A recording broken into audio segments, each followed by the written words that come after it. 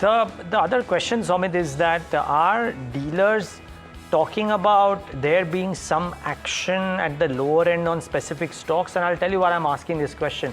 Because Sandeep Agarwal just right now made this very interesting point, that the fact that Kolte Patil has had a deal. We know that, and I think you've spoken about it as well, that one of the NBFCs is very close to a deal with a PE player as well, right? Right. Haldiram's was a case in point as well, deal, no deal, but be that as it may. So if large PEs are putting in money now into the markets, maybe some bit of near-term bottom is in place. Are you sensing that in terms of deal making from the dealing rooms?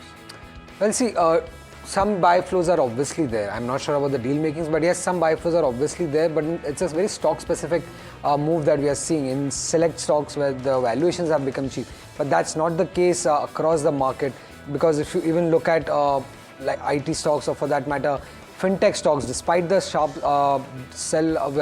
sharp fall that we have seen in the share prices, still we see a strong selling pressure continuing in these counters like PB Fintech, for that matter. Even Nykaa is expecting a private equity block deal to happen even at this lower level. So it's not that across the board FIs are ready to, or in fact mutual funds are ready to put in money. Select counters, yes, are seeing some traction coming in even at these lower levels.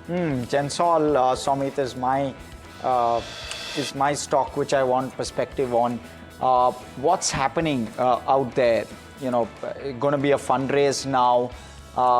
Street still not comfortable. Stock locked in a lower circuit of 5%. The stock is also in the ASM, so correct. I don't think whether the share price move will now matter, at least till the time it's in ASM. But yeah, correct. The recent development is that the company is saying that they will raise around 600 crore rupees. Of the 600 crore, 200 crore is something that the promoter will be putting in, and 400 crore is something that they're looking to raise via issuing foreign currency convertible bonds. Now these are bonds which could be converted into equity at a future date time.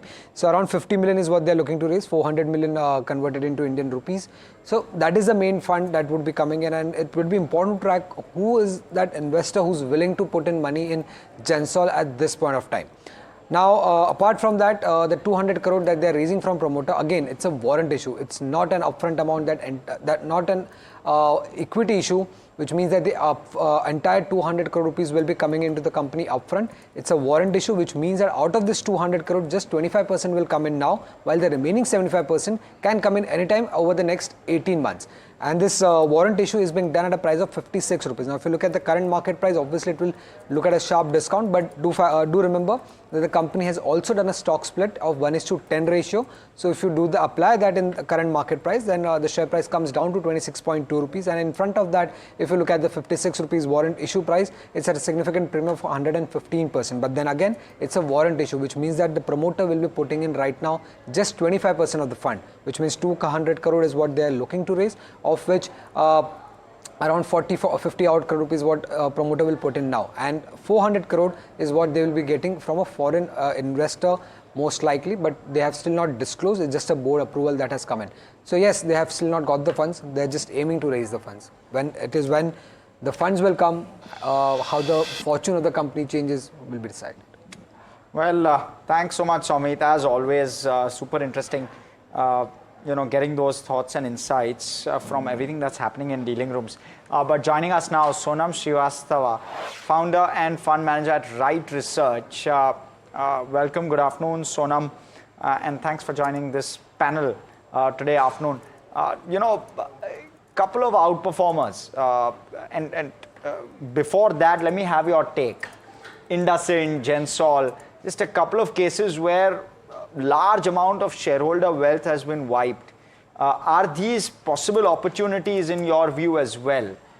Given that now we're seeing a bit of repair work start to play out.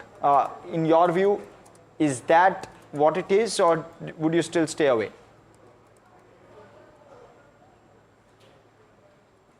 Sonam, I believe you're on mute. Oh, hi.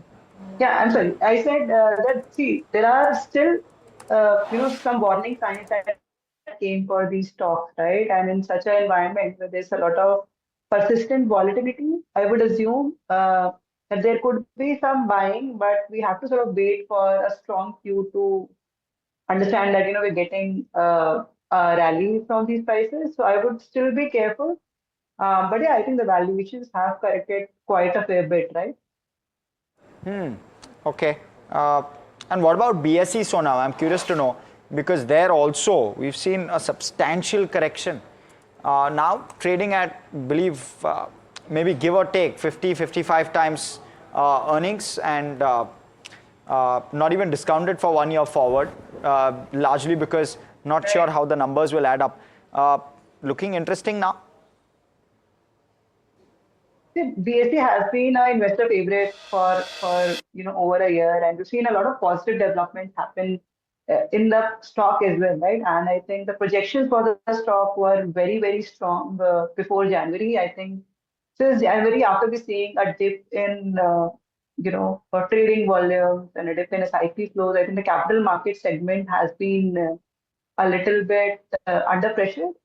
And then again, with the news that came out from NSE that they're changing the expiry, that had a hit on BSE. But yeah, I think it's a very interesting stock from the long-term perspective. You do expect this to be a multi-bagger again from these levels in the longer term. But is this the right point in time to buy into the stock? I would assume that could happen maybe after some time.